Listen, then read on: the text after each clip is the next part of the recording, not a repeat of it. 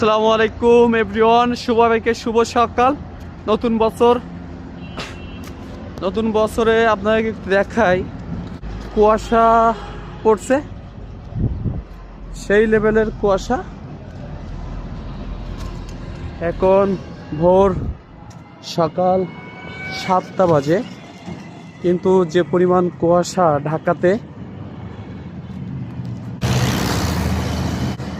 আপনার একটা বিষয় বলে রাখি যে ঢাকাতে ঢাকাতে আমি তো ঢাকাতে যে কয় বছর আছি, মানে এত পরিমাণ ঠান্ডা কখনো পড়ি নাই। বাট এবং আমি যারা ঢাকাতে অনেক দিন স্টে করে, অনেক লং টাইম, তো তাদের কাছে প্রশ্ন করছি, তারা বলছে যে এমন ঠান্ডা কখনো পড়ি না। আর এত লং টাইম যদিও পড়ছে, 2-3 দিন খুবই প্রচুর ঠান্ডা পড়ছে, এত লং টাইম, এত লং সময় নিয়ে ঠান্ডা পড়ি নাই।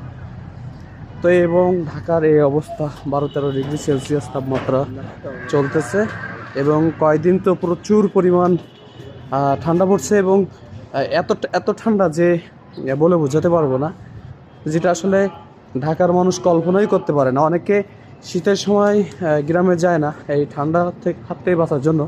ঢাকায় যে ঠান্ডা থাকে এটা আসলে সহ্যসাধ্য এবং সহ্য করা যায়, বাট গ্রামে যে অনেক ঠান্ডা, গ্রামে অনেক শীতের কাপড় চোপড় পরা লাগে, এই জন্য মানুষ গ্রামে যায় না। বাট আমিও তাদের বাইরে কেউ না, তো আসলে এবং অনেক ঠান্ডা পড়ছে ঢাকাতে, আসলে বোঝাতে পারবো না। তবে জানুয়ারি 15 তারিখ পর্যন্ত এই ঠান্ডাটা স্টে করবে।